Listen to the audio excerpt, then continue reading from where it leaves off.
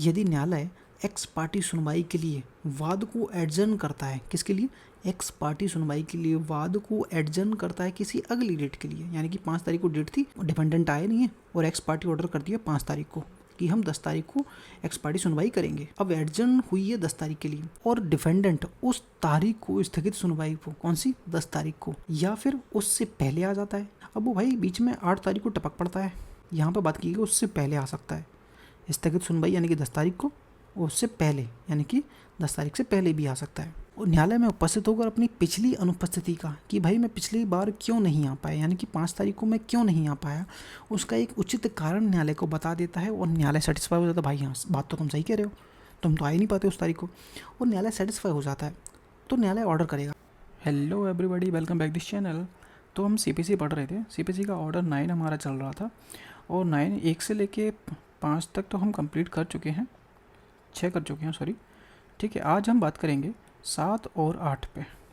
ठीक है, ये दोनों रूल बहुत ज़्यादा इंपॉर्टेंट है भाई, बहुत ध्यान से पढ़िएगा और आपको पक्का यहाँ से क्वेश्चन पक्का मिलेंगे। जो भी आप एग्ज़ाम कर रहे हो, जुडिशरी की तैयारी कर रहे हो, सिविल जज की तैयारी कर रहे हो, पक्का यहाँ से बहुत क्वेश्चन बनते हैं, तो हम इसको क्लियर करने वाले हैं। ठीक है, तो चलिए शुरू करते हैं। जैसे कि मैं पहले बता देता हूँ, चलो वैसे यहाँ से शुरू करते हैं। जैसे कि ये हमारा ऑर्डर बात कर रहा है, ऑर्डर 9 का रूल 7 बात करता है कि यदि प्रतिवादी स्थगित सुनवाई की तारीख पर उपस्थित होकर पिछली अनुपस्थिति का उचित कारण बताता है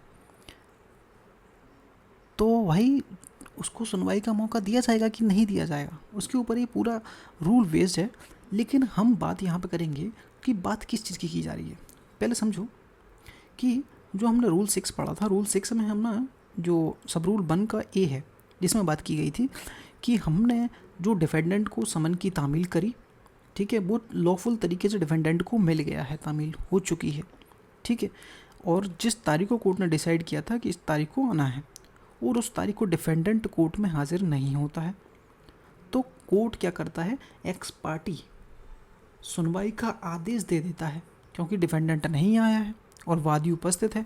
तो उस केसेस में क्या होता है, जो ऑर्डर कोर्ट दे देगा एक्स पार्टी का, अब एक्स पार्टी का ऑर्डर देगा तो कोई डेट डिसाइड की जाएगी कि 10 तारीख को आपका, 10 अप्रैल को आपका एक्स पार्टी ऑर्डर किया जाएगा, आदेश दे देता है। ठीक है, अब क्या है, ये हमारा रूल बात करता है कि उस स्थगित सुनवाई की तारीख पर, मतलब कि जो एक्स पार्टी के लिए डेट डिसाइड की गई 10 तारीख, उस तारीख को ये डिफेंडेंट वाले भाई साहब हैं वो कोर्ट में हाजिर हो जाते हैं कि भाई हाँ मैं हाजिर हूँ, बताइए क्या प्रॉब्लम है। तो उस केसेस की बात कर रहा है कि अगर वो हाजिर हो जाता है तो क्या होगा। तो चलिए इसी रूल को आज हम समझने वाले हैं। ठीक है, ये आपका बेयर एक्ट का लैंग्वेज हो गया, ये मैंने ईजी करके बताया है ताकि आपको क्लियरली समझ में आ जाए। ठीक है, तो हमारा हेडिंग हमारा क्या कहता है रूल 7 का, कि यदि डिफेंडेंट स्थगित सुनवाई की तारीख पर हाजिर होकर अपनी पिछली अनुपस्थिति का उचित कारण बताता है।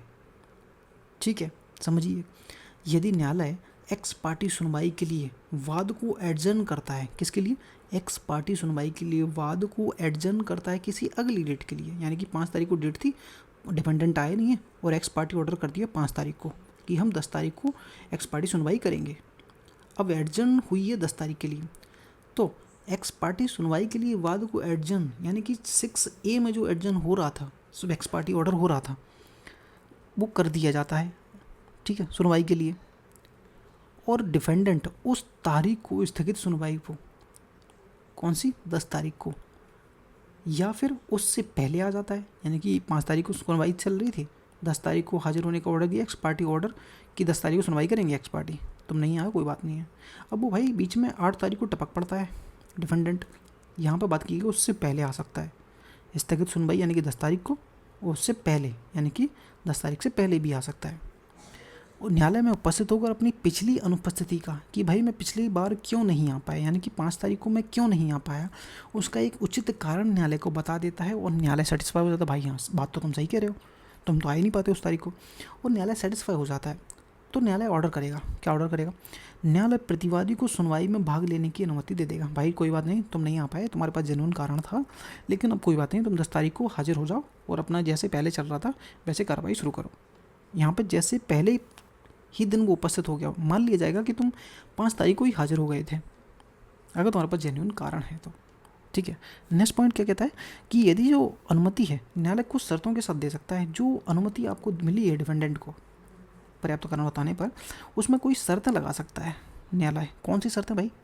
वो शर्तें देखो, डिफेंडेंट को वाद की लागत, भाई वाद की लागत डिफेंडेंट दे दे तो ठीक है, का भुगतान करने का आदेश दे देगा, या फिर अन्य उपयुक्त तो शर्त लगा देगा जो न्यायालय को ठीक लगता है। इतना समझ में आ गया होगा, कोई कन्फ्यूज़न नहीं है यहाँ तक। यानी कि ऑर्डर 6A में कोर्ट ने एक्स पार्टी ऑर्डर दिया है कि हम एक्स पार्टी सुनवाई करेंगे 10 तारीख से, और उस 10 तारीख को ये डिफेंडेंट पार्टी आ जाती है, हाजिर हो जाती है और पर्याप्त कारण बता देता है अनुपस्थिति का। कोर्ट उसे भाग लेने की अनुमति देता है। ठीक है भाई, तुम्हारे पास पर्याप्त कारण था, तुम अनुमति हम तुम्हें देते हैं, तुम सुनवाई करो, अपना मैटर लड़ो, जो भी है केस आपका। ठीक है, और शर्तें जोड़ सकता है कॉस्ट देने के लिए, न्यायालय जो वाद की कॉस्ट देने की आर्डर दे सकता है डिफेंडेंट को, और अन्य कोई शर्तें भी जोड़ सकता है जो न्यायालय को ठीक लगता है। ठीक है, अब मैंने लॉट बनाया, इसमें वही थोड़ा इसी ही मैंने इजी करके लिख दिया है, थोड़ा पढ़ना चाहो पढ़ लेते हो। एक्स पार्टी सुनवाई के बावजूद मौका मिल सकता है डिफेंडेंट को। एक्स पार्टी ऑर्डर मिला, मौका दिया, ठीक है, यदि वो अनुपस्थिति का उचित कारण बताता है तो। ठीक है, सिंपल सी है। अदालत प्रतिवादी को सुनवाई की अनुमति देने से पहले कुछ शर्तें लगा सकता है, जैसे कि कॉस्ट वगैरह देना, पढ़ा है हमने, कॉस्ट लगाने का ऑर्डर दे सकता है। यदि न्यायालय को ठीक लगता है तो वो जानबूझकर मुकदमा से देर कर रहा था। यदि डिफेंडेंट को उसको लगता है न्यायालय को कि जो डिफेंडेंट है वो जानबूझकर नौटंकी कर रहा है, भाग रहा है, बचने की कोशिश कर रहा है, तो उसे सुनवाई का मौका नहीं दिया जाएगा। यहाँ पर कोर्ट को डिसाइड करना है। ठीक है, अब मैंने 2 एग्जाम्पल बनाए, एग्जाम्पल देखना चाहो तो देख सकते हो कि श्याम के अगेंस्ट में श्याम के खिलाफ मुकदमे में अदालत ने उसे सामने भेजा श्याम को, लेकिन वो सुनवाई के दिन उपस्थित नहीं हुआ, मतलब 5 तारीख को उपस्थित नहीं हुआ। ठीक है, इसलिए अदालत ने एक्स पार्टी सुनवाई के लिए अगला तारीख तय कर दिया, यानी कि 10 तारीख तय कर दी। ठीक है, स्थगित तारीख से पहले, मतलब कि 8 तारीख को आ गया बंदा, श्याम अदालत में आकर होकर बताता है कि वो अस्पताल में भर्ती था। ठीक है, इस कारण पिछली तारीख पर वो नहीं आ पाया, यानी कि 5 तारीख को वो नहीं आ पाया। यह एक पर्याप्त कारण है भाई अस्पताल में भर्ती होना, तुम्हारे खुद मर्जी से नहीं हो, तुम बीमारी है भाई, इसमें कोई वो कुछ नहीं कर सकता।